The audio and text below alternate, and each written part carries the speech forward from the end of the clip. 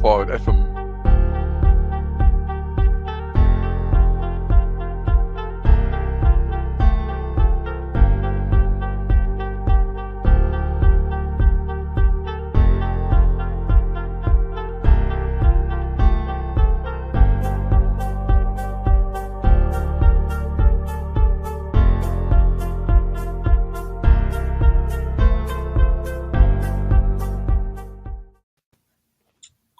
Good evening, everybody, and welcome back to another edition of World Cup.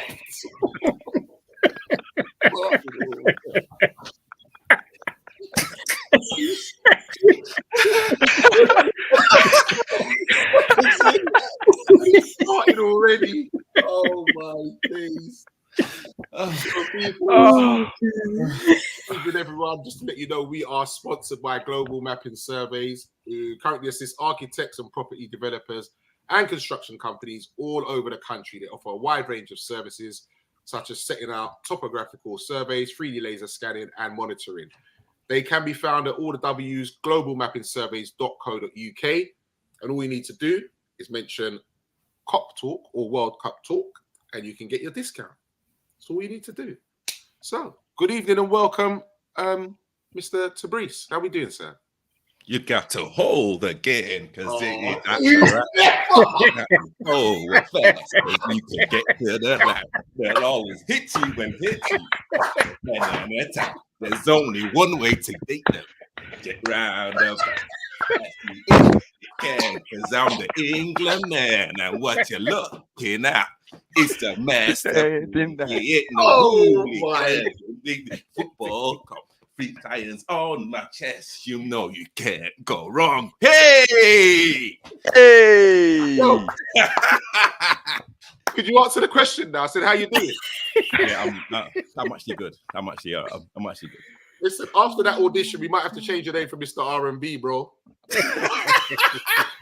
Yeah, see, after that audition, man, I'm telling you. Oh, that's class. All right. That's class. You got any surprises for us, Stoney? How you doing, sir? Absolutely not. Let me tell you something. I do not have the talent that Tabriz have. So I'm going to be quite economic with my introduction. I'm very well. I don't have Tabriz's talent. Okay. And Preds, what have you got for us? Another disappearing act? Hey, I already done my disappearing act and I came straight in. I've done it. What? Now you see me, now you don't? Now you see me, now you don't. You know when one of them ones. Yeah, I've got 10 seconds. I reckon I can get in the front room quickly. Get back. Listen, I'm getting slower, bruv. You're getting any younger, son? No, not at all. But I'm all right. Thank you very much. I'm all right. Thank you. Okay. All right. Listen. Well, gentlemen, what a World Cup is. It's often cracking. Most definitely often cracking. The big game I was waiting for was just this evening, and for that, Brazil got a 2-0 win. Loving that. Should have been a bit more, but well done, Brazil. Anyway, they're off and running. So, England, gentlemen, 6-2 against Iran. So, were England that good, or were Iran that poor? The floor is open. Well, I'm gonna be quite honest. Once this show has actually finished, I had a bet with Artie and I lost. So I'm gonna make sure that I acknowledge what our agreement was. So off the in, Artie, make sure you remain on, and the funds that we agreed are going to be transferred to you. Okay. So my prediction was that England were not going to win. And before we go any further, you fancy any more bets, Stoney? Nah, not right now, boy. Not really now, boy. What, double or quits? Nah. Okay, I'm gonna leave that one. Okay. So Lovely. yeah, I got my. Do you know what? I'll tell you what. One thing I'm actually proud of. I'm not actually a sports person, right? And any bets I make, I always lose. all the guaranteed to lose. I was so confident that England were not going to beat Iran, that it was going to be a draw. But in credit to them, they actually had a good performance. So I think your original question was, were England that good or were Iran that poor? I think Saka had a really good game. I think it was lovely to obviously see Bellingham play on an international stage in the World Cup. And I also thought that Raheem Sterling had a good game as well. I think the 6-2 result was actually justified. Mhm. Okay. Yeah. So, Brees? Yeah, I have to agree. I think we made Iran look very ordinary. And don't forget, anyone that qualifies for a World Cup, they've literally gone through a qualifier. So, they are I'd say the best countries in the world. And yeah, we just made them look very ordinary. And what I kind of liked about the team, and I think it's the first time I've actually seen it, that we have a really well balanced squad. There's kind of players that can come on and you automatically know what they're going to bring to the party. Bellingham, I mean, again, his value has gone up, that maybe 40-50 million now, and rightly so. After one game. I think it's always been bubbling, but just seeing him now on the world stage, and anyone that didn't know about him now knows everything. Well, most things about him now.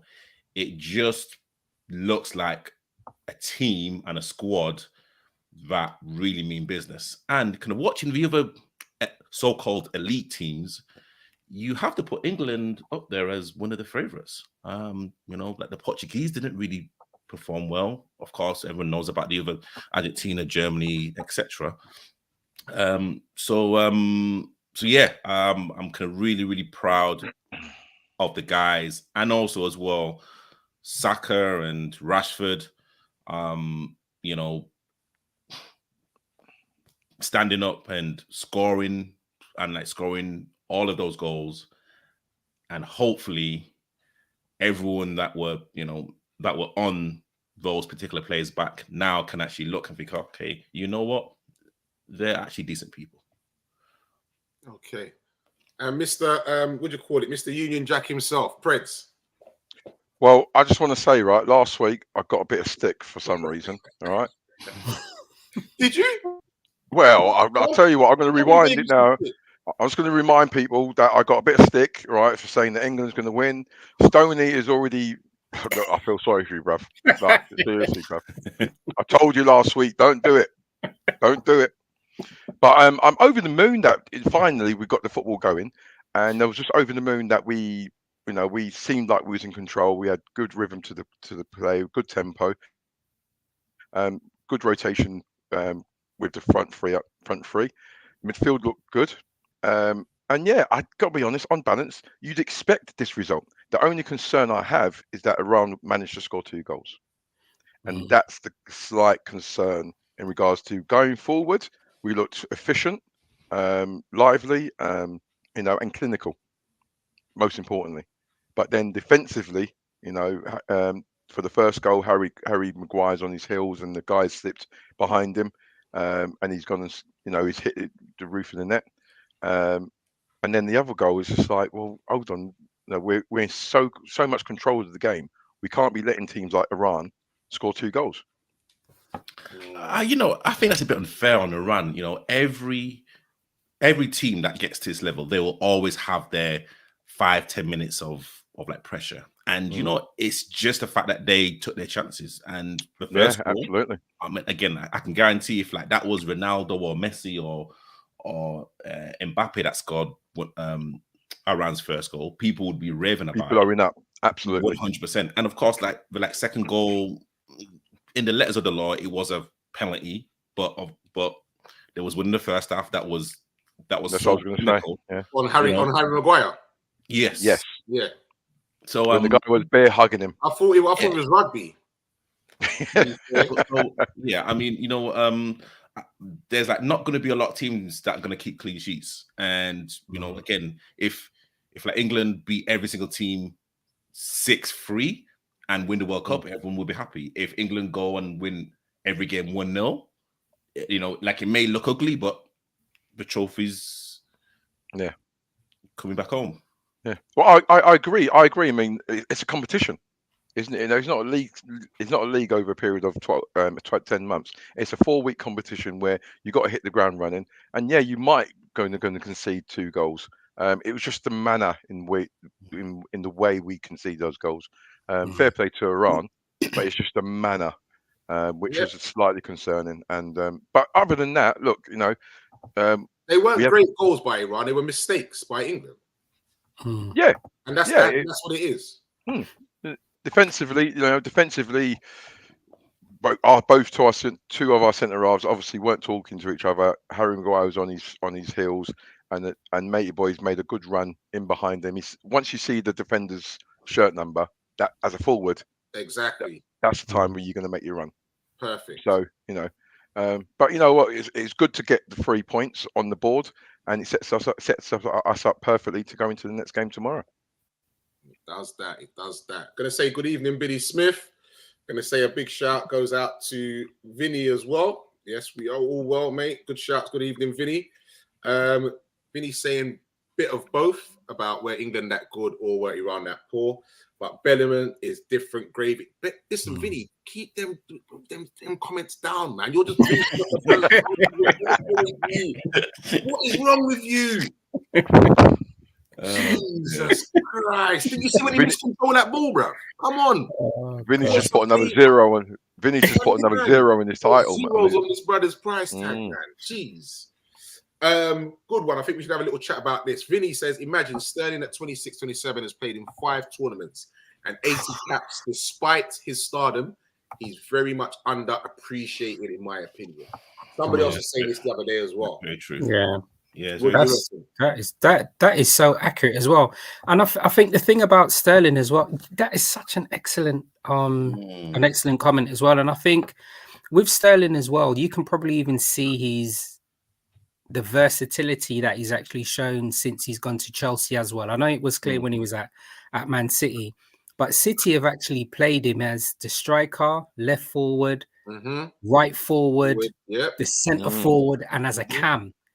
Yeah. And you're right. I think his development and his level of consistency, you're right, is actually underappreciated. 27, 80 caps. And he delivers all of the time. Yeah. I'm really actually grateful that we were able to witness somebody like that as well, with that application as well. Dedication and consistency. I'm really happy for him. Really good comment, Vinny. You know what, Bruce? It just looks like, you know, the likes of Sterling, even Maguire, and I'd say all of the England team look like they actually want to play for England. It's not a chore.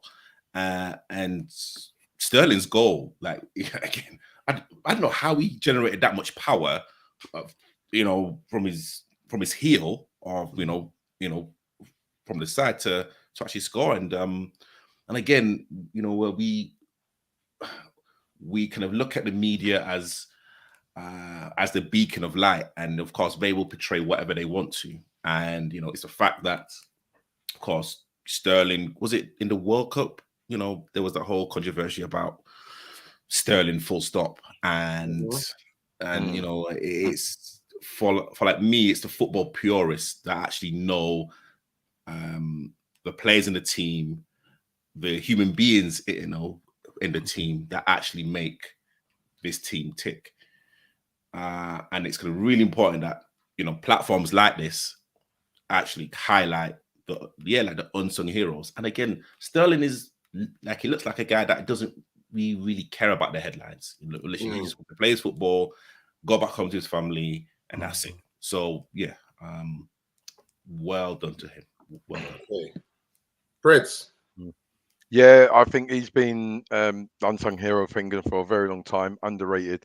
We all know that. And just in answer to Breeze's, you know, statement in regards to generating the power, it was just the delivery from Kane. The delivery from Kane had so much pace on it that all you had to do is just make contact. And you know, and again, he's gone on, played a good game, scored a goal, and he's produced. And again and again. And I know some people saying last week that Sterling shouldn't be in the side. I mean, Sterling for me is undroppable for the England side. He's just as important as Harry Kane. You know? So is exactly the same. So I'm really happy that he's getting his just desserts. And again, in another competition, he's scoring goals. He's a threat. He looks lively, and now he's 26, 27. Imagine it. How much experience he's got as a 27-year-old. He's played for Liverpool. He's played for Man City. He's he's won trophies. He's experienced, and there looks like there's a big, massive togetherness with that England camp, and he's part of that. I think he's one of the main guys who kind of brings that together. Especially the youngsters bringing through like Jude Bellingham and stuff like that. He goes and helps them. So to have someone like Sterling next to you, talking to you, priceless. For real, definitely. Preds, I just want to ask you something quickly, man. Have you been burgled?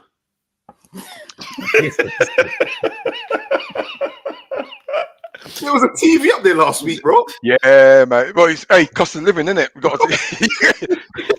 the cost of living out here, bruv. People got to eat. We got to eat out here. We got to eat. No, no. You know what? My daughter's moved out. Right, she's moved out last week, and then she's like, "Oh yeah, by the way, can I get my TV back?" It's like, how it goes, mate. It's how it goes. It's how it goes. Okay, so Billy Smith says Sterling, one of the most underrated players for a while now. Vinny, 100% agree. And Kane dropping back. I've never been a fan of him, and it hasn't really worked. But with Sterling and Saka pushing forward and inside, he's able to play the knock-on. So unselfish. I noticed that. Did you not notice that? How deep Kane was playing? I mean, in fairness, that's how he's actually played for Tottenham. And even if you looked at some of the games that Kane was actually playing in the what was the in the Euros? What was the cup that Euros? What Italy played that tournament? He actually did that a lot as well. I think from the Paxton Road. You're freezing a bit, Stoney. Pipes, pardon? No, Pipes and Patrick that feature on the show as well. They actually speak quite in depth about how Harry Kane actually plays as well. They both support Tottenham, so it's interesting that they say the same way that he actually plays for Tottenham is the same way he actually plays for England as well. I mean, I'm going to be honest, I don't watch Tottenham as close as I do to Liverpool. But I think the way he actually plays is quite similar in terms of him actually dropping off. I don't know. I like forwards actually being up there, causing chaos. I don't really like this dropping off in midfield, hiding stuff. But I suppose for him, he's able to contribute in terms of his stats. So whether he's scoring or providing assists, that's obviously part of his gameplay. Yeah, I just think though, one thing. Sorry, before you go on, I'm just going to say, I think what the people are alluding to in this game, he was dropping deep a lot more than he has. As for England, I'm talking about. We know that he does that, but he was doing that. He did it a lot in this game. To be fair, he really did. When you've got the likes of Mount, Saka, and Sterling, how Kane plays, and I would even say that Kane is almost a complete striker. He can score goals left foot, right foot. He can kind of play as a number 9. He can play as a number 10. It's again, we don't talk about his football intelligence enough. And against Iran, again, it was kind of clearly evident that he kind of linked up the play pretty well. And I think against the bigger teams, him kind of dropping deep, it's kind of caused a bit of not confusion, but the centre backs will have to decide if they're actually going to go with him or literally stay as a back 3 or back 4, which again could actually help England, because again with Foden, Saka, Mount, Sterling, Bellingham, who else is there? Grealish as well, Rashford. There's the kind of attacking side of the England squad. I really think that we can put 2, 3, 4, 5 past any team. Okay. Okay.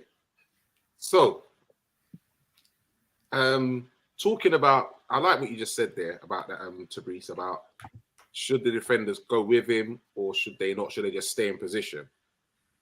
Preds, what should the defenders do? Should they follow Harry Kane or should they just stay in their position? They can't follow him unless they have a structure where a defender follows him and the midfield drops back. That's the only other way that you can kind of pick him up. But he picks up so many variety of positions that as a centre half, you're just going to be pulled out all over the place. So, it's a problem for other teams. And I think that, he links up the play, exactly what Tabrice says, links up the play really well, drops deep. His game intelligence is really good. But the fact of the matter is, when he's in the box, he's getting on target. And that's the refreshing thing. He can set things up. He set the first goal, Sterling's goal, up with, very quick thinking and good delivery. But you see it. The Iranian players, they were trying to chop him down because he was a problem.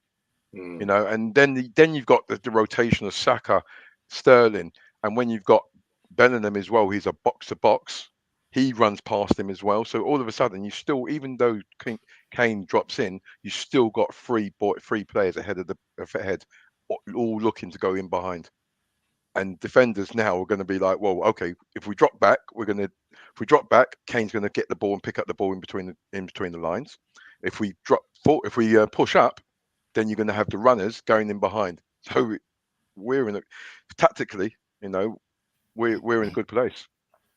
Yeah, I believe defenders need to stay in their position. I think keep the defenders where they are, keep the midfielders where they are, stay in position, and wait until he comes onto you. Basically, you go out, you're going to be leaving gaps, and you're going to get pulled over. You're going to get pulled all over the gaff. To be honest, I think Preds TV gone missing.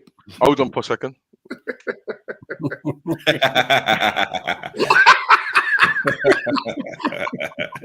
A slight adjustment. Okay, so if I move it anymore, Tony. He says, for me, a striker's a striker, the main man up front. Even if it's assists or whatever, just stay up there. Kane is a fox in the box and should be roaming around the box. Mm-hmm. Yeah. But to be fair, he's proven that he can do that job. He can get out there and he can get involved. I'm just a bit of a throwback, and as I said, Preds was really clear in terms of how it's important for strikers to actually adapt their play and not almost be like a flat track pony in terms of staying in one position and obviously moving around and making the opposition defensive side have to really think. But I don't know, for me, I'm just a throwback. I like forwards like Batistuta, Ian Rush, like how Drogba used to play. Be up there and cause problems. Be in part of the battle. Romario, I don't like players that are hiding out. So, but look, at the end of the day, it's obviously served Kane very well. He's a leader for his domestic team and obviously for the international team. So he's obviously doing something right. I think people kind of forget that, like, Kane is still the current Golden Boot winner from the last World Cup. So Kane can do everything. He can, as I'm saying, like, if he's kind of like the Lewandowski without the trophies. You know what I mean? Like, he's oh, seriously, honestly, like, if Kane had a few trophies in his cabinet, people would be calling him the Ballon d'Or winner without a shadow of a doubt. Tabrice, every show I'm going to be so provocative, and you've made a wonderful statement. But I'm just going to say this, okay? Would you have Harry Kane at Liverpool? Okay, that's one question. Would you have Harry Kane at Liverpool? One, right? And two, we are speaking in hindsight. So all of the wonderful things that Harry Kane has actually done for his club and for England, he has as much silverware as me. That's the only thing that I can say.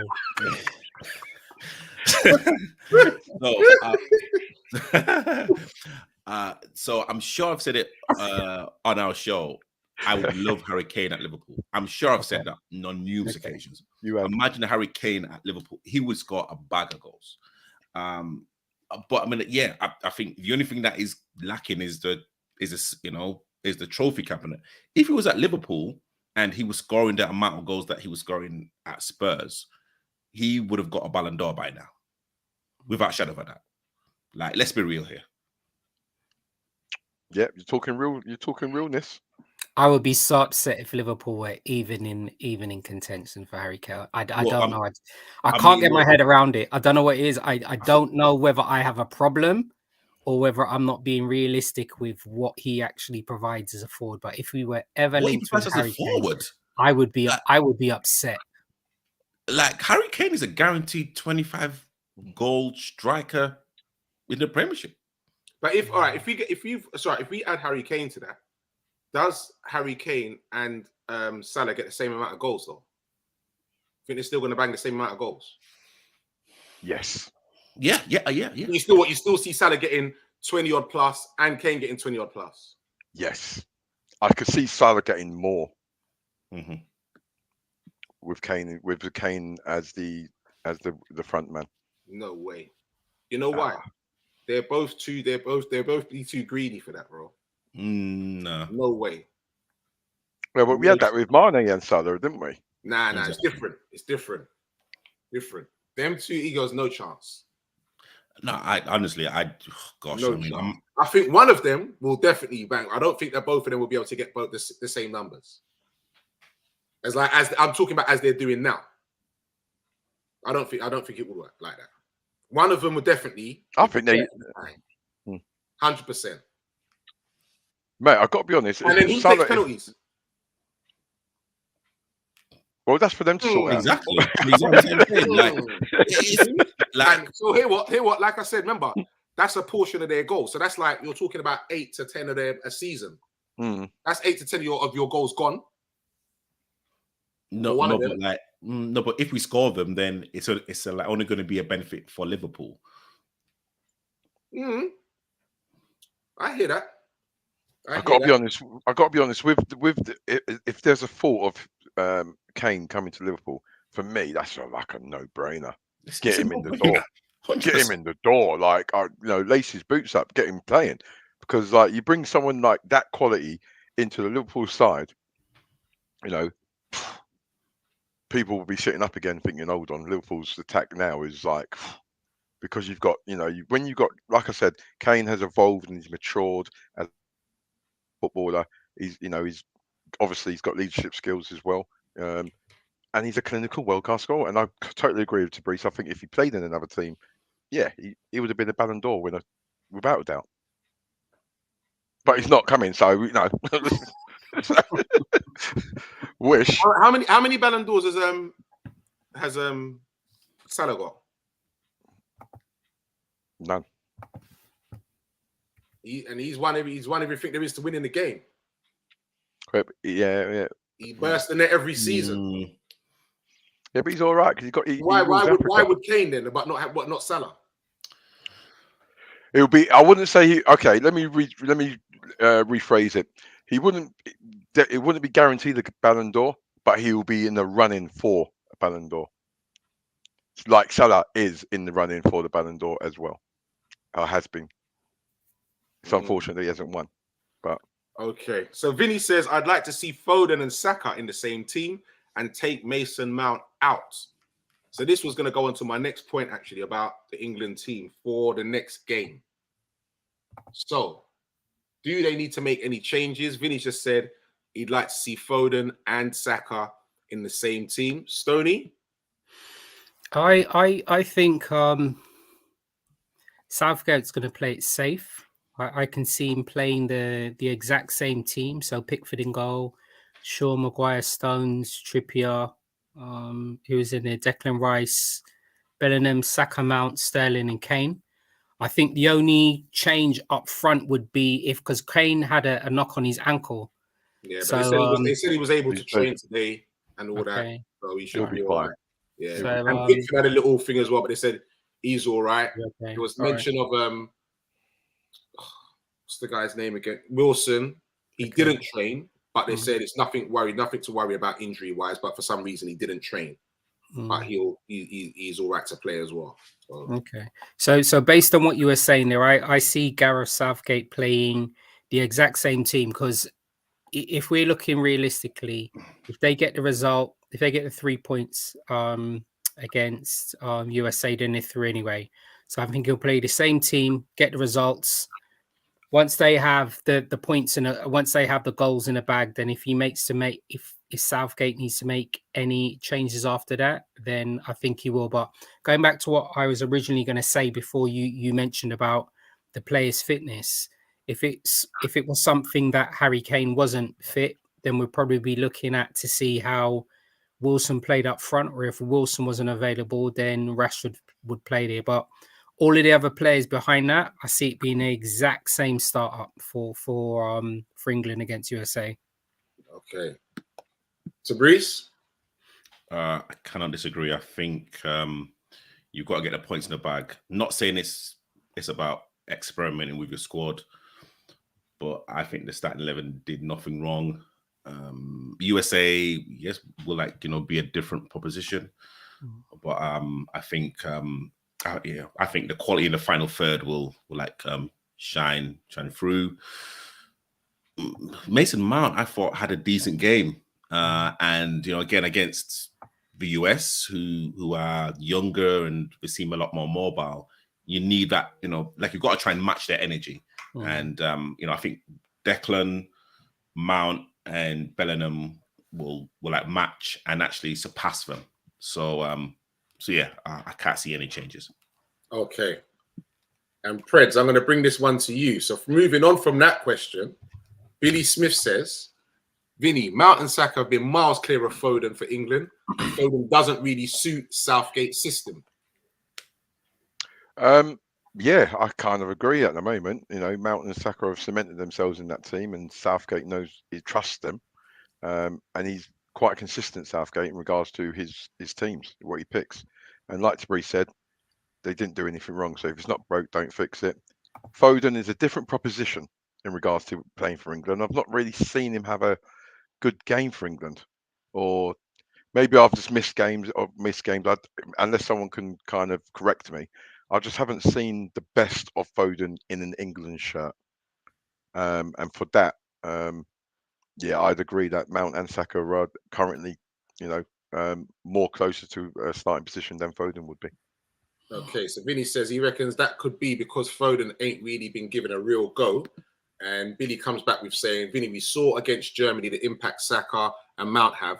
Foden had the chance for over half of that game, and he was dreadful. So for me, he should be an impact sub. Yeah. I mean, at the moment, that regards to what the World Cup at the moment, yeah, he's going to have to settle for that impact sub, because the players in front of him at the moment are doing well. So he has to be patient. And like everyone knows, as a sub, you have to be ready to play. So when he comes on, he has to be ready to change that game and be an impact as well. So he just has to be patient, barring injury. I think the role as a substitute has changed over like the years now, and subs that kind of come on 50, 60 minutes into a game, like she still have a huge say if you're going to win or lose a game. And again, if you can look at Japan. Look at Japan, 100%. And then when you're even looking at the Brazil substitutes, you're thinking, oh my gosh, half of them could actually start. Half of them would start in most teams. You know what I mean? So like being an impact sub is not a slight on Foden's ability, even Grealish's as well. Like those are players that you want to come on and again change the game if need be. So, but yeah, at this present moment, Mount, Bellingham, and Declan, yeah, they can definitely have my vote. Okay. So Vinny says, yeah, golden boot with 95 penalties. Yeah, Harry Kane. A goal's a goal, though, mate. A goal's a goal. A goal's a goal, man. He's with Stoney. I got Kane-itis. I don't get it, but he does deliver. He's a Marmite player. Listen, Either you love him or you hate him. if Kane was taking that penalty for Canada, Canada would have won that game. Yeah, probably. And the same thing with Poland, yeah. And the same thing, and the same thing with like Poland as well. Kane, You can say the same thing for with Ronaldo. I've got to be honest, yeah, but you got to be honest. The Canadian penalty was atrocious. And Lewandowski, they were atrocious. Lewandowski's was atrocious. And he's a seasoned striker. Seasoned striker. Like, you got to be honest. Like, you got Gareth Bale, right? Got a penalty. Listen, keeper goes the right way, but he's got no chance because of the power and direction of that ball. That ball's going in. That matey boy for Canada, is he having a bubble? Like, you're in the World Cup final, you'll play your penalty. Listen, let's get it right. He was facing, if not the best goalkeeper currently at the moment. What was he facing? Alisson. Apart from Alisson. Just checking. Yeah, just check. Hey, listen, Ali's my boy, you know. Right, he's probably he's second best goalkeeper in the world. Right, and he's playing really well at the moment. The penalty's got to be better than that. No, but he's like their top boy. He's their main boy, isn't he? Yeah, but you know what? To be fair, you know what? I mean, I think if any of us were in that situation, playing for Canada in the World Cup, that's billions of people watching, or millions of billions or whatever. I mean, that goal must have just shrunk, and like the goalkeeper must have just, just grown. Like, yeah. Crap penalty. Do you know what's quite interesting about that, Tapriz? And I do actually agree with you. I'm definitely not going to question what you were saying.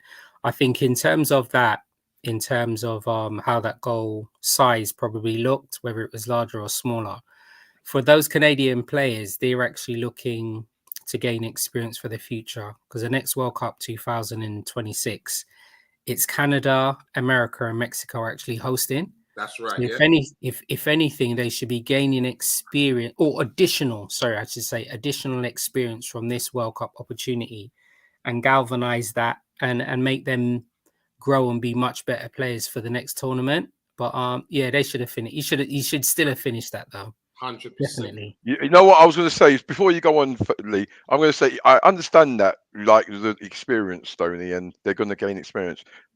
Listen, I'm not having it. You're in the game. You're in the game. You're in the World Cup game, right? You're playing one of the fancy teams. You've got a penalty, right? You've got to go and do the business. Got to, without and you've got to be looking to be like. You got to be honest. Belgium was on the ropes for a long time. Belgium were on the ropes, and Canada was going through them like butter through knife through butter. When you get that penalty and you're the top boy, and you're giving it large, you've got to produce. Do you know what's quite interesting about that? As I said, I'm not an offensive player at the most limited level that I've actually played at grassroots level. I was never one that was in a position to being able to take penalties, right? But if we look at some of the penalty takers, even from the World Cup or just generally, right, different styles, we've got the style that Bruno Fernandes takes his penalties, and what's he's from Chelsea, the Jorginho. Italian captain. Is it? So who do you ever play? Jorginho. Chelsea. Jorginho, brilliant, thank you. Yes. So you see that style that Bruno Fernandes and Jorginho takes their penalties. That is a thin line between sheer artistic play with scoring, and then the other way that if they were to take it, because it almost looks quite complacent as well, isn't it? So if the goalie saves it, is why on earth is he doing that? Yeah. But if it goes in, that is sheer class. That is brilliance. So it's that thin line with those penalty takers. Whereas the other side that you were mentioning about when Gareth Bale took the penalty, which was wonderful, by the way, it was dispatched with an extreme level of execution. So, That's what I'm talking about. That thin line there, isn't it? Very hard. For real. So Vinny says definitely a squad game now, even at club level. More players are becoming more accepting of not always starting every game. Because the money's good. I think that Hey, by the way, hold on. Let me get that nail. Let me get that hammer. Hey, that's a good point. You know, that's a good point. If you got to sit on the bench for 100 bags a week, I don't know if you're gonna do too much complaining, bro. And that's the lowest paid player. You're not gonna do too much complaining. I am gonna say good evening to Global Mapping Surveys, which is our sponsors. Good evening, Artie and the boys. He says it's coming home. It's coming home. I told it. A bag of dust is coming home. See, this is what I'm telling. This is what I'm saying. See, I support the boys, and I get grief on there. You know what I mean? Come on, England. Do remember, peoples, it's all the W's, globalmappingsurveys.co.uk. And just mention Cop Talk or World Cop Talk, and you can get your discount. Yeah, do remember that. Mention us first. Billy Smith says, Vinny, tell Ronaldo it's a squad game. Billy's on fire today, boy. Billy is on fire today. He's on fire. Funny. As a little question, gentlemen, how much do you think it's for the tickets for the final at this World Cup? Wow. About 50 grand, mate. That's a 50 grand, you know. Probably about 1,500. Okay. Stoney?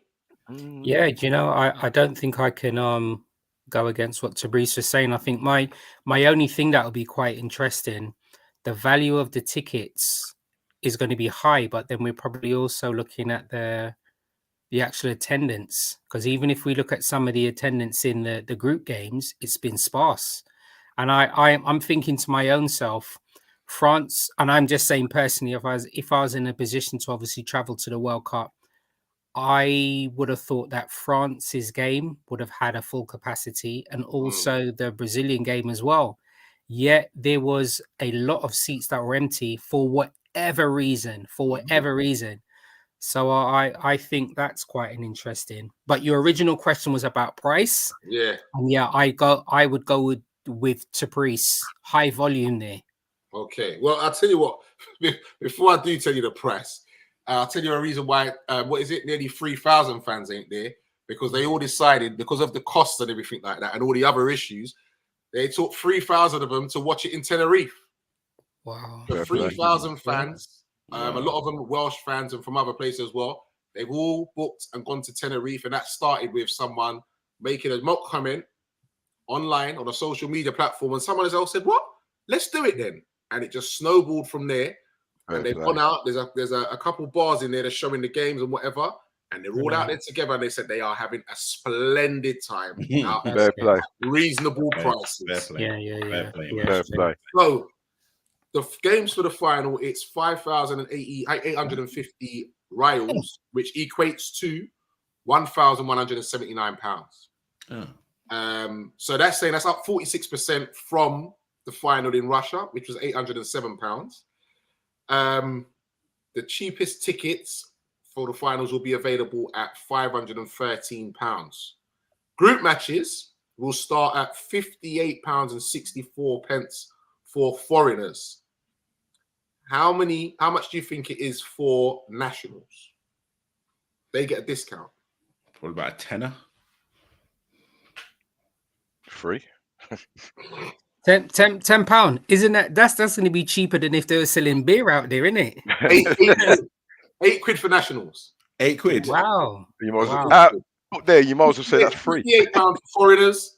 Wow. £8 for Qatari citizens. Wow, You know what? that's And you see that makes sense, because when Qatar were losing, no wonder half of their crowd went, because it's like, it's only £8. Yeah. But like, Yeah. £8. Makes sense. But mind you, the opening game, the tickets started at £302 for the opening game. You see, there's when you're hearing commentary and everything on the radio, and there was one time there was a game playing, and they said on the tannoy that there was like 45,000 people there, and the person commentator said there's never been 45,000 people in there. Don't know where they get that figure from. Now this is where I get on my soapbox, because we're all football supporters and we want to go and support our country in football in one of the biggest world tournaments in the world. Hence the name World Cup. But all those empty seats, it's all corporate. Yeah. It's all corporate. It's like all these Yeah. tickets are going corporate, and then they're giving loads of these tickets to corporate people, and then you're giving a fraction of the ticket to the actual football supporters. But then you're actually pricing them out by charging extortionate money for it. It's ridiculous, and that's the sour part for me about the World Cup. You know, it's there. It's a global game. It's meant for everyone to go there and enjoy, and it's just coming. It's just stinking of just money. But hey, that's Very just me on my true. soapbox. So Vinny says, Vinny Smith, for every Ronaldo, there's a Winston Bogart. Remember him? Yeah, Oh, standard. Wow. And you know what? In hindsight, that is an excellent call. I remember what Winston Bogart did, and that was probably the first player that it was highlighted. And it's Yeah. strange how football has actually changed now, where a player's obviously, for whatever reason, Winston Bogart wasn't in a position to actually be picked to play for Chelsea, and he just said to himself, you know what? I'm in London. I'm with my family. I'm nice. You've put me on a heavy contract. You don't want to pay me. So you know what? Ooh, I'll sit on the bench. I will play with a youth team, and you will still pay me my nice salary. And you know, even up until this day, I salute you, sir, because sometimes players are projected as being the villains, but there's always a lot of stuff behind the scenes that actually happens. So you're right. If they're going to pay him that handsome salary and not pick him, listen, I'll take that. I take my kids to school. I go into training. I get my money. I leave. I go home to my family. I pick my kids back up and I enjoy my evening. And I will replicate that. And at the end of the week, I'm getting the same amount of money. But we've had this conversation before, man. It's all about playing ball. It's not the same. Yeah, Your I career is understand. not the same when you retire at 65. Mm. You've only got a short time span, man. So to sit there and let them years fly by on you. You know what? For me, I know we're having a laugh and a joke about the Winston Bogart, but for me as a player, I mean, you know, personal pride. Like you're a football player. Thank You know, you. you want to go out and you're there to play football. For you Yep. to just sit there and get your money. Okay, look, you know, as footballers, they get a bit of a raw deal in regards to wages, but in any environment, in business environment, if someone comes up to you and says, I want to give you 150 grand a week, you're not going to turn it down. But ultimately, if you're not playing, but then sitting there just picking up your money, you know, what example are you leading? Preds, once again, I'm going to be provocative on this, all right? Go on there. Behind the scenes is always lots of stuff happening. And I know in previous shows, Artie, I remember you were mentioning one of the shows we featured and we were speaking about the issue with Gomez. Yeah. And I think all of us collectively, I think one of the main points that you had mentioned for the show was, should he remain or should he move on? Because we're looking at a player in his prime. We're looking at somebody who had formed a wonderful partnership with Van Dijk and then unfortunately got injured. And then when he was gaining back his fitness, then we purchased Ibrahima.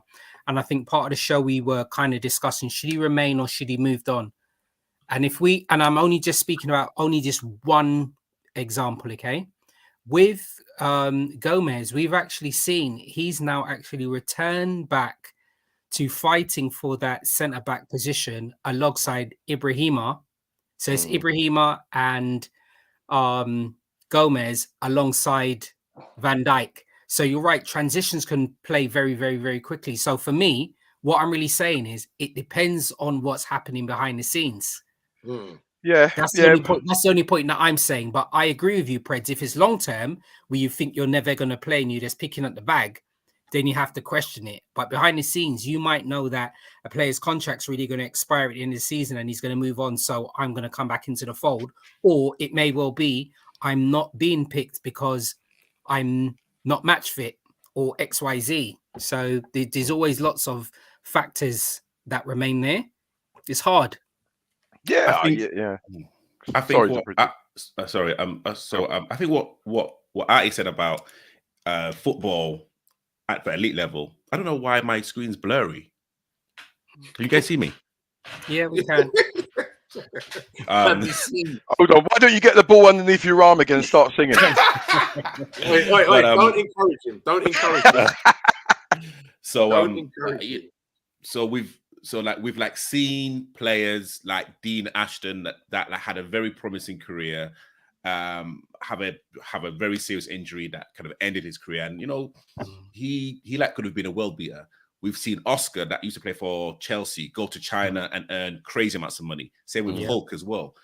I think it all depends on the player and of course their upbringing, because sometimes football is just a way out to actually earn money.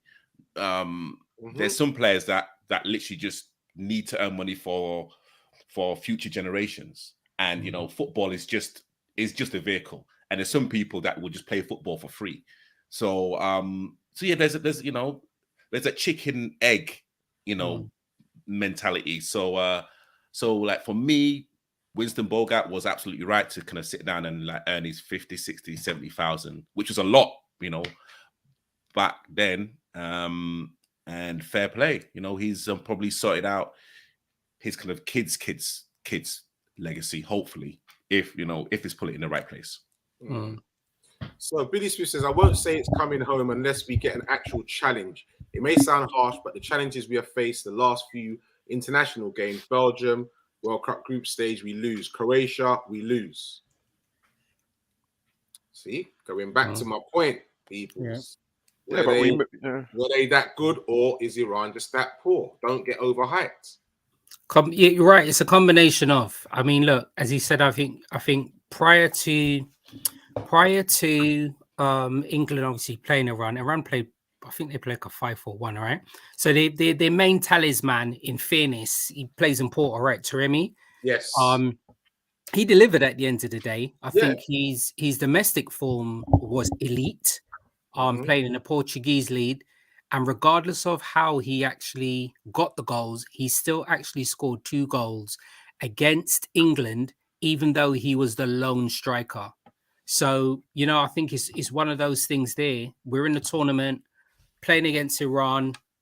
They know that these games they're going to relish actually playing in, and they still got 2 goals. I mean, the conversation in the feed is about it's coming home. Nothing ain't coming home. Yeah. Nothing. The only thing between the 4 people here that's coming home is when we finish our roles, whether we're self-employed or whether we're working, we come home to our family. That's what's coming home. No trophies. Yeah, shopping's coming home, bills, but there ain't no trophies. I'll tell you what's coming home, mate. Disappointment. That's what's coming home. Listen, I'm not having it. You two are not going to burst my bubble. I'm not having it. Big dose. All right. Preds. You want to bet? No. Wow. Absolutely not. Okay. So Global Mapping Surveys, he says that the Euro final tickets were offered for $8,000 each. Oh. Okay. I don't even. I think I might only pay $8,000 to watch Muhammad Ali fight. That's hard. $8,000. I would probably find that quite hard, and I think it's one of those things as well. If you think of the Euros, so that was in London. I don't know. It hurts me. Because even if the money was there, I'm thinking, you know what? I grew up in Northwest London, man. I'm going Wembley. Yeah. I ain't pay $8,000 to go to Wembley when I know I've been in enough times and I ain't played nowhere near that. It's my mind can't get around it, and it shouldn't be like that. But that's how I think. I'm going Wembley. No, it's true. I'm up there all the time. I feel the same way. I can't. Yeah. I couldn't do it. $8,000. 8 bags is a lot, boy. Yeah. Italy, we lose. We need to see England show true fight in a hard battle game. And that is when I will say it is coming home.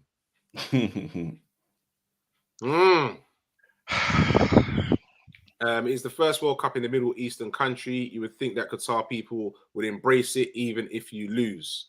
Talking back to the comment of when you said that they were leaving the stadium early, basically. Yeah. Yeah, it's I think there's been a lot of talk prior to the World Cup and even when the World Cup kicked off. And I think we all know what the issues are and what the hardship that people are going through over there. But I just thought that Qatar, especially when they're paying £8 a ticket, I thought there was just flood. I thought there'd be flood in the stadiums, but who knows? They still might do. Really says that Oscar broke his heart as a Chelsea fan, leaving for money. Mm. He was a good player as well, man. Yeah. Good player, man. But as you said, it's all about the pound note. finances. Yeah, finance is a serious thing, you know. And All as you about the said, pound note. at that stage, there was an alarming amount of money that was obviously being paid to any players that were going over to Russia. I think Tevez went over there for a short period of time as well, wasn't it? Was it China? No, it was Was it China. China? I apologize. China. I apologize. China. I apologize. Yeah. Okay. So, what England team is more exciting? 2010 World Cup lineup or our current? 2010. Who was in 2010? Wow, Who that's was in 2010? 2010 was 2010? like Gerrard, Lampard, Scholes. Scholes, Golden Generation. Yeah. Ferdinand. Terry. Yeah. Remember David James, Glenn Johnson. Calamity James. Yeah, So, Calamity James. So the 2020. Sorry. who was that? so- Capella was in charge in 2010. Is that right? Was it Uh, Capella? Might be right there. Someone put that in the No, No, it was not Ericsson. someone. It was Billy, it Ericsson. was your question. Billy, you put that up, mate. Yeah, I Billy. Because 2010 wasn't that when the World Cup was in South Africa in 2010? Yes. So yes. yeah, you're Yeah, right. was. So South Africa. so we had Is it Carragher Ericsson? was still in that squad then, wasn't he? And Yeah, like so it was Sean Ericsson. Mike Phillips, Ledley King, Jermaine Mhm. Defoe. Sorry, definitely this squad then. Thank you. Yeah. You said enough for me there, mate. You said enough. Yeah. That's Robert Sean Green Wright. was in there. Robert And you know- Green was in goal. Yeah, remember Robert Green? He was at Yes. West Ham. He was in that Yes. squad. And listen, I'm throwing it back, man. Matty Upson was in there. Milner was in there as well. Yeah. Wow. Who else? Glenn Johnson. Yeah. Jesus Christ. Yeah. Was And Aaron Lennon as well. Aaron Lennon Aaron just Lennon. spoke about his Retired. retirement as well, wasn't it? But Aaron Lennon was in that squad as well, 2010. So I Was don't that know. when Robert Green let the ball through his legs? I don't even know. I just remember Rob Green. Rob Green was playing for West Ham in 2010. Rob Green was at West Ham, and he was actually in the squad. Joe Hart was in that squad as well. In 2010, but I don't know. There's a name from the past, Stephen Warnock. That's what I'm saying. And Oh my. days. Warnock was in that team there. He was playing for West Ham. I mean, he was playing for Aston Villa. But remember, Yeah. Stephen Warnock used to play for us as well, didn't he? Yes. he did, Yes. Wow. Bloody hell. I know. Yeah, it was definitely Ericsson, I think it was back then. Vinny says, if England meet France, it could be the game of the tournament. No, I don't want to see that. You know why I don't want to see that? Because England's midfield are going to be up against Camavinga and young man from Monaco that ended up going to Real Madrid that Oh, we that- were meant to be in a position to purchase. And That I Chouamani, can't pronounce. Yeah, Chobani and Yeah. Fofana. Those three in midfield, England don't need that smoke right now. So let's not. No, but I don't wish to think about that. No, Here but we like, go. Here we go. Come on, Tabriz. Come on. Here we no, go. listen, you know what? Come on, we've got Jude Bellingham, yeah, One Who's- player. who's like, is probably going to be, hopefully, fingers crossed, like the best player in the world in the next Cool. few years. Declan Rice, for me, who is still so underrated in terms of the work that he kind of gets through. And depending on the three, if you're going to say either Mount or even Foden, like we can match any team, but apart from Brazil, I've got to say, apart from Brazil, we can match any team man for man, 100%. Like, just because, like, maybe because we're so used to, seeing these players week in, week out. So it's like, okay, yeah, Declan Rice plays at West Ham, but like these are top players. These are top players. Like, please do not say England do not have a chance to win the World Cup, because they do. I think they've got a better squad than Portugal, better squad than Germany, better squad than Argentina. Okay, like the Spanish. Hey, okay. Spanish have kind of got some decent players, but again, they're not world beaters. So England have to be in that conversation. I agree, but France's squad is nice, especially the defense and the midfield. Yeah. And they got a few nice name brand forwards that's playing for them as well. So, but you're right. Either way, it'll be lovely to see the competition as well, to see how it actually plays out. I've got to be honest. You said Argentina. They've got to do something to prove to me, mate, because they can't be You can't be losing to Saudi Arabia and be.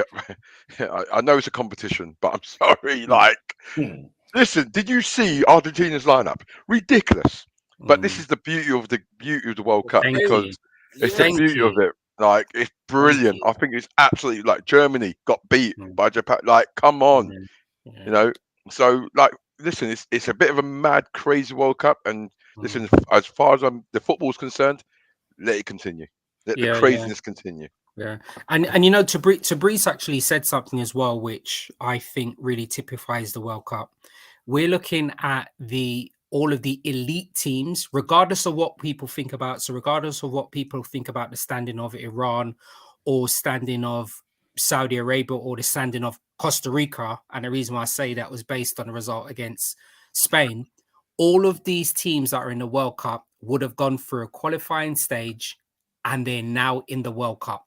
So regardless of what we think of them, they're all elite because they're actually here representing their nation. But you're right, with the results, Tony, it just hold on, makes it beautiful. Tony, sorry, just stick a pin right there. Okay, fair enough. Yeah. Right. We know that everyone goes through a qualifying, but you go through that qualifying like within your region. So Yeah. the challenges that you may have faced Mm. are weak.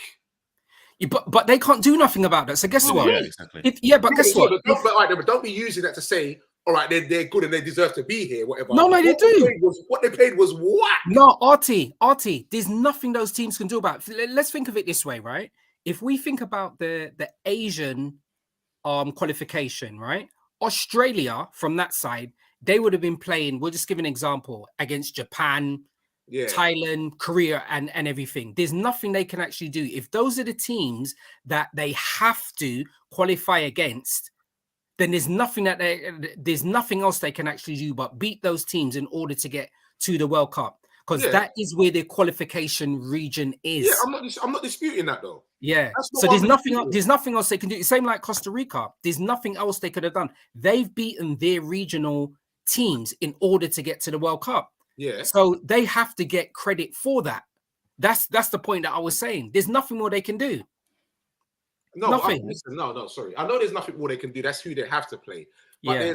I'm not really going to give them credit for beating their whack teams. But there's nothing more they can do, though. You're supposed to beat them. I know, but you You're can only beat or play against the teams that's ahead of you, and Yeah, that's but what no, they've no, but done you're in order to supposed qualify to for the beat World them. Cup. I'm not going to go and credit. Yeah, well done. No, you're supposed to beat them. No. Okay. So literally again, I don't know a lot about the Jamaican national team, but a lot of the players are now British-based players. So in theory, in theory, the Jamaican national team should be a lot better than literally where they finished in this qualifier. So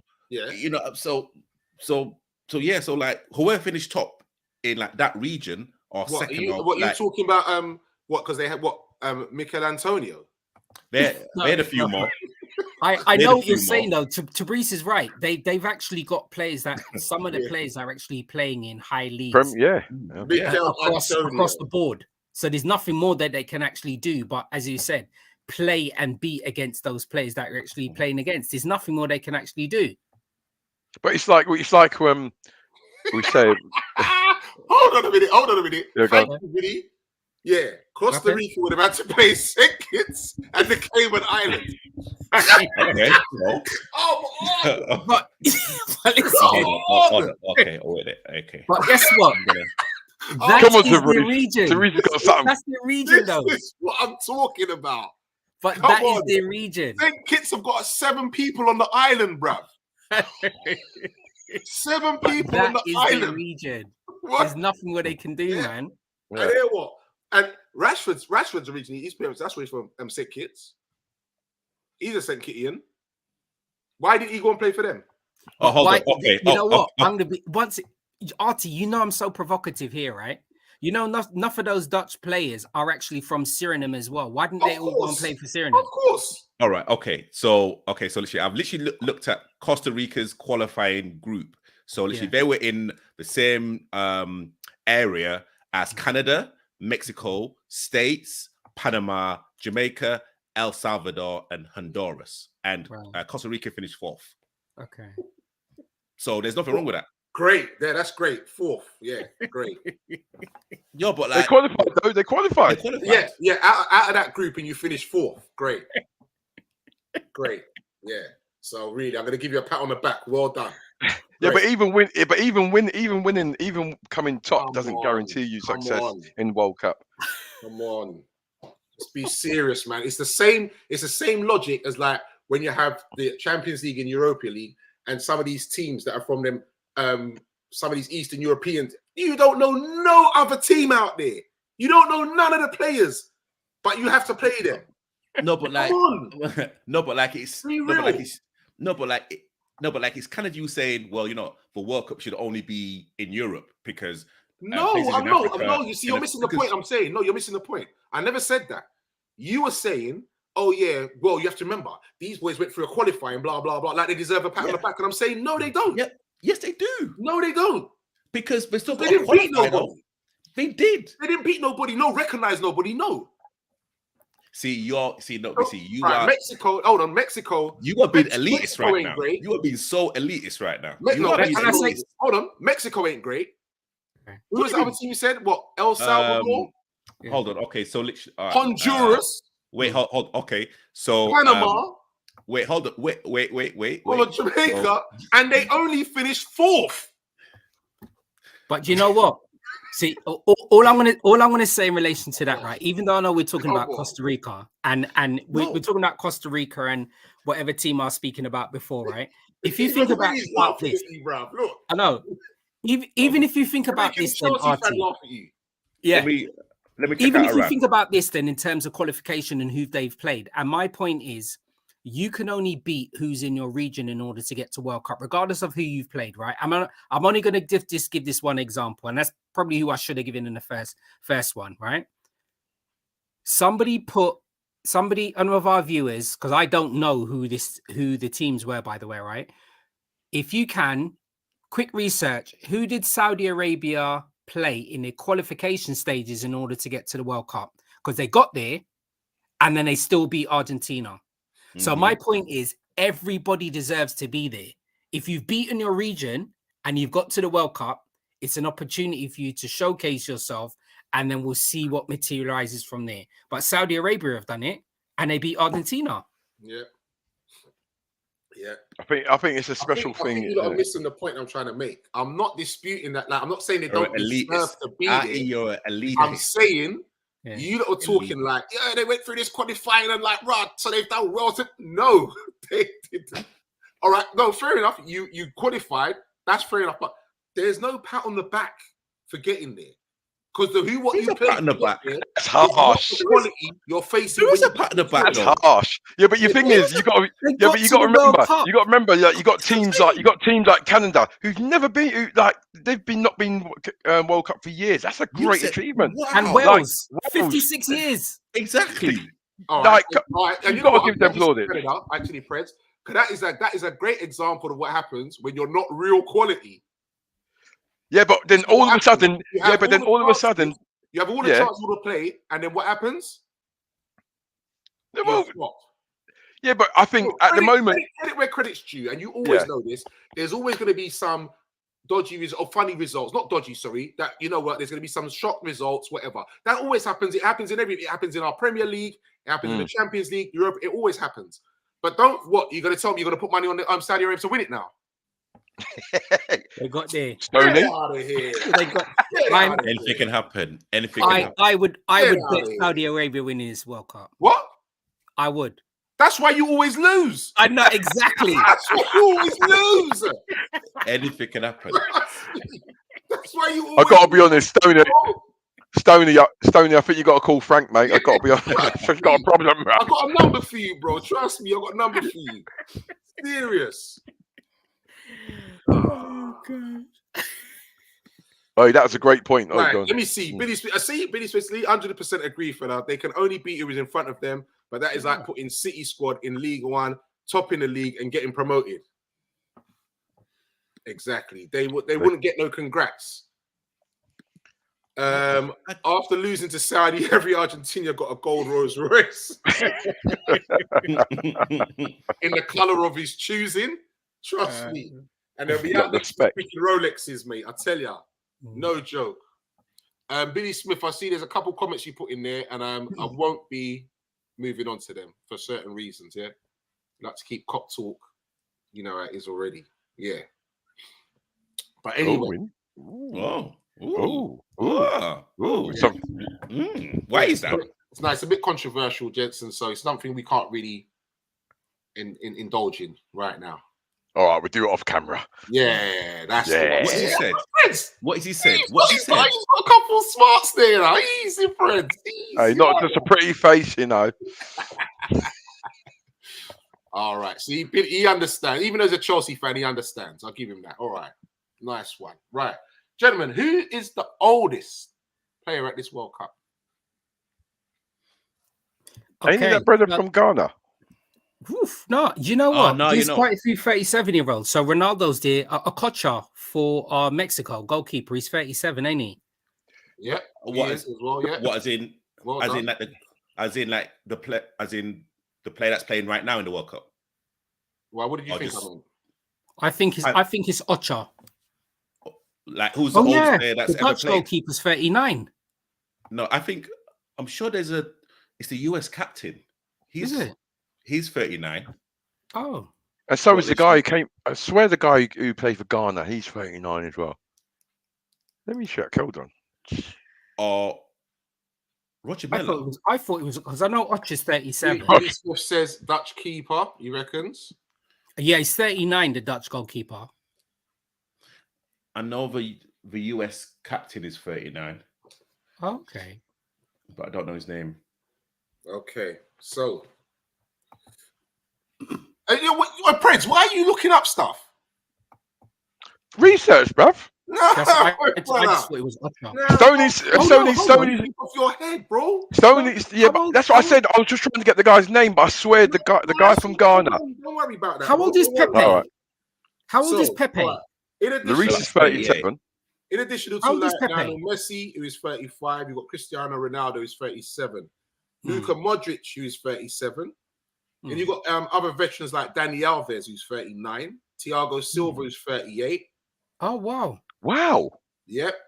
Guillermo Okocha, who's 37. Yeah. The oldest player at this World Cup is actually Mexico goalkeeper, Alfredo Talavera, who is 40. 40. Oh, Fair so play. he's the second goalkeeper, right? We mature like a fine wine, man. Cool. How old? Pepe's been playing for years. I wonder how old Pepe is for Portugal. For Portugal, he's got to be about 38, 39 as well. Right. Okay. Yeah, he's got to be on that. He's got to be on that level. All right. In that, then, who is the youngest player at the tournament? Ain't it the boy from America? Yeah. What's his name? Weah. Timothy Weah. You know, I think it's a German. It's a German midfielder, but I don't know his name. Moso. Is it what's his name? Melusa? Say it again. For Germany. Say it again, Prince. Germany. Melusa or something like that. Yeah, I think 16, 17 or something like that. But I don't know. But you're on the right track, you two. You're on the right track. It is Yusufa Moukoko. Oh, he plays for Borussia Dortmund. That's the one. Yeah. I don't know how old he is. I just know he plays for Dortmund. At the tournament right now. Okay. All right.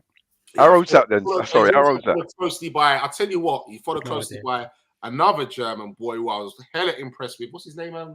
Masala? That's him. That's what I was trying to call. Christ. Yes, quality. The boy is mustard. Okay. He is mustard, mate. Trust me. I must say, I was very, very impressed with that boy there. Is that the first time you see him? 17. Yeah. 17. Wow. 17. Yeah. Listen, he's commanding the 13th spot at Bayern Munich. Like, that's how special that boy is. Okay. So, good question, Vinny. Gents, why do you think African teams have struggled to make a consistent impact in the World Cup? Because of organization, because of stuff behind the scenes. as a And when they don't, when they lose, they chop people up. They're kicking people. as a Nigerian, this is something that we always talk about when it kind of comes to the World Cup, and it's so much. Oh gosh, there's so much stuff that kind of goes like behind the scenes, like payments, security, and of course now you are looking at. And again, you know, this like kind of could be even a discussion where you were like talking about the best African players playing for other countries. Yeah, you know, and a prime example was even like today, Ianaki Williams playing for Ghana and his brother Nico playing for Spain. Spain, Yeah, exactly. So, you know, I think until that, well, I don't know if it's a rule, but you know, until that kind of balance has been sorted out, this will always be a thing. And yeah, okay, the kind of African teams will always have a good group stage and maybe quarterfinals. But if you're kind of looking deep into the competition, you know, deep into the competition, you are looking at a squad, and you know, most African teams just do not have the strength and depth as you know, most of the European or South American superpowers.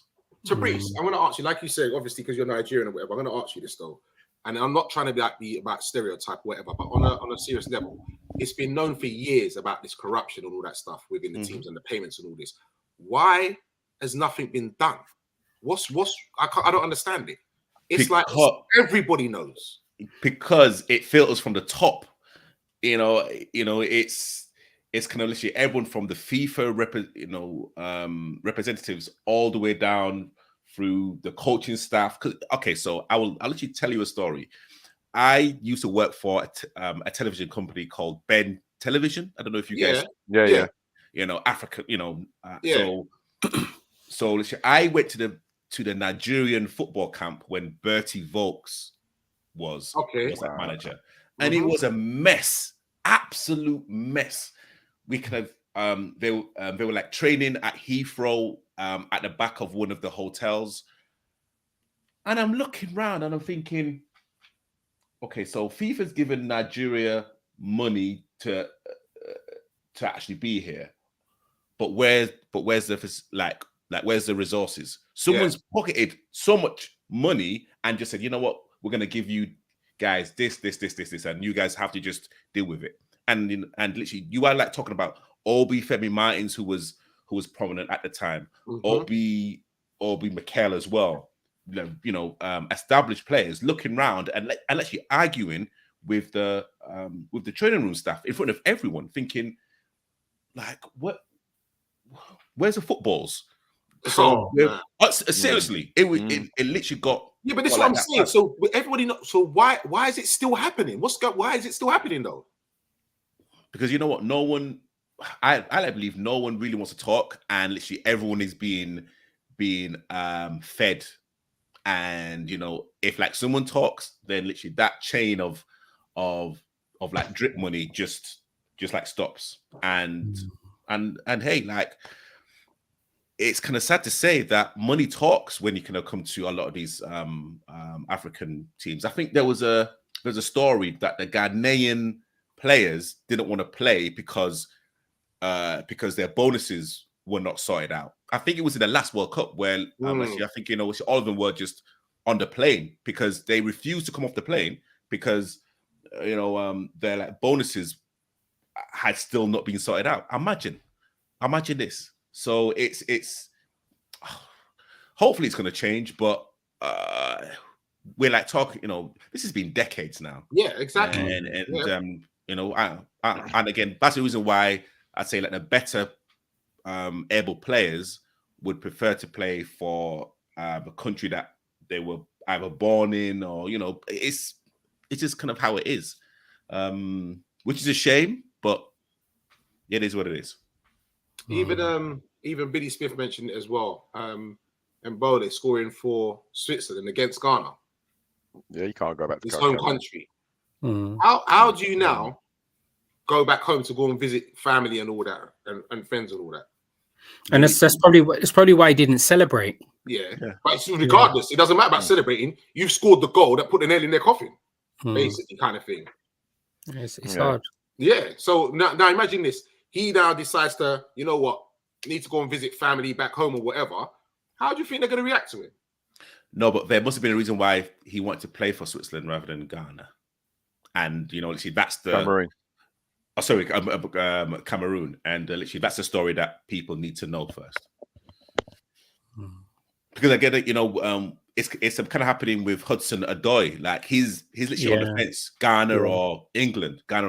But I know why he hasn't jumped ship to like Ghana, because he like probably knows like the type of politics that kind of goes on in the federation. Yeah, but he ain't gonna get picked for England. But it's like with Ghana. It's like with Ghana now. They've got Chris Hughton as the technical director. Yeah, Right.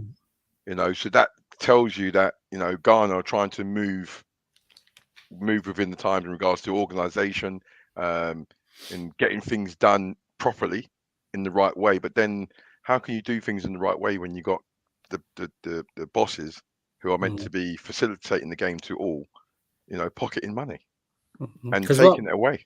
Because what are we in? We're what, 2022. The furthest that an African team has got in the World Cup would have been Cameroon. I was thinking saying, look, and Cameroon Ghana. 1990. Yeah, 1990. Cameroon got to the quarterfinals. Yeah, Cameroon got to the quarterfinals in 1990. Was that against England? I'm not sure. I just remember the tournament was in Italy. Lost to England. Yeah, Cameroon lost to England. That was in Italy. That's the furthest that an nation has got in the World Cup. Interesting. You know, I think, you know, literally people look at African countries, especially if you're kind of talented at a particular sport. You know, they say, well, you know what, well, you're kind of the like place where your parents were born. That's your second choice. You know, if you're born in Spain, if you're born in France, if you're born in England, that technically should be where you want to educate yourself. Because, and again, like we've, you know, I'm sure even Antonio, he was on the brink of the England team. Like for, you know, like he was spoken about briefly, but then once he found out, okay, you know what, my kind of England dream's gone, let me kind of go to Jamaica. And hey, I mean, yeah, I think there's a few of them like that, to be honest. When they realize that they're not going to make it into that team, that's when they decide, you know what, move on. Didn't what was the guy from Manchester United, the midfielder? Ravel Morrison. Yes. He ended up playing for Jamaica as well, isn't it? Yeah. But I mean, Jamaica are going through dramas as well. I mean, you know, how can you send the team to a World Cup qualifying and don't pay for their trip back home? Exactly. Oh wow. Exactly. Like, so yeah. But then there's he's up in arms in regards to, I think that a lot of issues, not just with Jamaica and other countries, is when you do get these foreign players coming in, it upsets the local, it upsets everyone in the country, because it's like, well, hold on, we're meant to develop in our own, but yet we're bringing players who have got no links to the country apart from, you know, relations with grandparents, but they haven't lived in the country, they haven't experienced. Probably never even been there. Never been there. Yeah. So that's the stumbling block. That's a stumbling block that they have to overcome. Is right. How can they develop what they've got in their own country without having to pay extortionate amounts of money to fly all these players in to play for the country? That's something that's got to get sorted out. But like, you know, also as well. Okay, so let's see. If we say Saka, if like Saka decided to play for Nigeria, I think all of us would be here saying, you know what, Saka had the opportunity to play for England, but he decided to play for the birth of his parents. Good on him, and actually, I think we would all applaud him. Yeah. England's loss or whatever it is. So, if the locals have an issue of someone of Saka's ability playing for the national team, that's hopefully going to, you know, better their chances to like, first of all, qualify for a World Cup. Then there's something wrong, because again, like where does like everyone sit?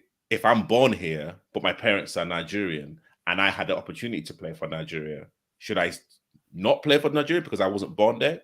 You know, what's like? There's a very, very fine line, isn't there? Yeah. But ultimately, if a player has been given and then been invited and been given the opportunity to play international football, then it's down to the player's got to make a decision, and they've got to weigh it up and make it. They shouldn't be vilified for making such a decision. Like every footballer at some stage wants to play on the international stage. Of course. So if you get an opportunity, at the end of the day, it's about choices, and if that individual player wants to make that choice to do that, albeit fair play to that player. Then he says that Nigeria 98 team was mustard but imploded over non-football stuff before they played Denmark. It's crazy. Like money changes a lot of people, especially when it kind of comes to when we're talking about the kind of elite side of it. And again, is it going to change? We've like now gone like through legends in Africa, George Weah, Drogba, JJ Okocha, Sunday Elise, Kanu, and you would think that these players who like we've adored will literally try and change the system within like the kind of continent of like Africa, which is quite a big statement, but it just hasn't really evolved, and we will continue to actually see like the best talented African players playing for Germany, France, England, wherever it is. And, it's, going to be like that for, again, decades to come. Vinny says, oh, yeah, remember the Boateng brothers as well? One for Ghana, one for Germany. Yeah. Vinny makes a good point as well. He says, look, same with Matty Cash. He went to Poland as James, Trent and Trippitt all ahead of him, and no one judged him. True. That is so true. Yeah, it's very true. Good point, Billy. Well said, mate. Very true. Very good point. Yep. Yeah, I to be fair. A few of the players from the '96 Olympics beating Nigeria and beating Argentina. Yeah. As well. Yep. Yeah. Yeah. Oh, Billy's praising Vinny's football knowledge. Easy, Vinny. All right. Yeah. I think I'm going to get him on here one day, man. I'm going to get him on here. Trust me. Those are the types of people that we attract. Because we're just footballing people. Thank you. Football gurus. You hear me? Yes, well, just to let you know that I've got Wikipedia on, so that's my football knowledge. Yeah, we knew this already. we knew this already. He thought the quiz was coming up, Stoney, so we knew this already. That's so good. When he comes on, all he's thinking about, you see him rocking sometimes like this. He's like, I'm going to beat Stoney. I'm going to beat Stoney. I'm going to beat Stoney. Trust me. Sleep and all sorts. Trust me, but no, gentlemen, it's as usual. It's always been a pleasure. I'm not going to bust your brains today. I'm going to save the quizzes. Like I asked a few questions already, so I'm going to save the quizzes for later on. But peoples, do remember, it's all about sharing is caring. It's all about World Cup talk while the World Cup is on, and we will be back next week, Thursday. I've got a question. What's our predictions? The England score and the Wales score. Wales win, England win. See, that's why I love. That's why I love this figure now. What's the prediction of the score? Man says England win, Wales win. I mean, you just gotta love this. You gotta love it. You just gotta love it. I think he's still upset about the TV, lads. He's still upset about the TV. I gotta be honest, we've got to hurry up because I've got some cramp going on, right? Are you going to be able to watch the game? Hey?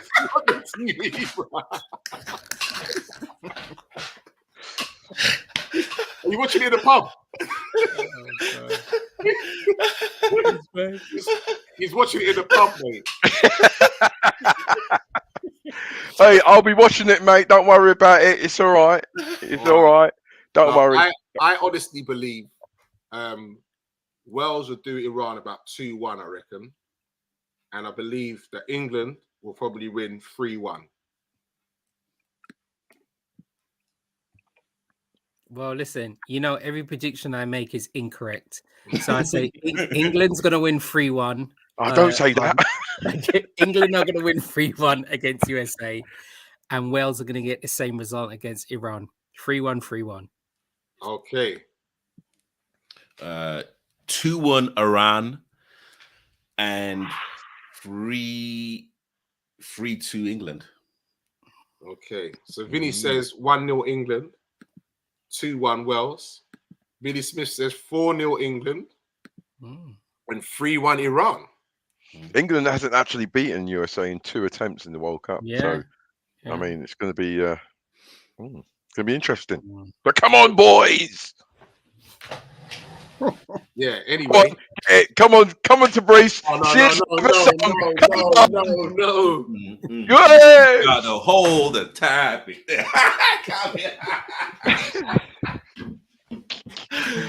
Oh gosh, it's crazy. Oh dear me. Right. Do join us next week, peoples. Thursday. It is all about Cop Talk. You know the place to be, yeah? 10 o'clock on the dot. Set that reminder. Hit that subscribe button so you don't forget. We're going to send a massive shout out to you. Can't get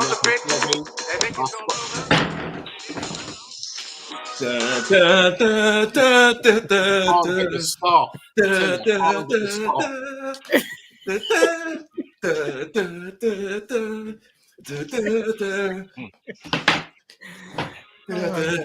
Hey!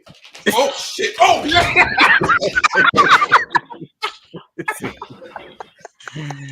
Oh goodness! That is an outtake. Excellent. Yeah, brilliant.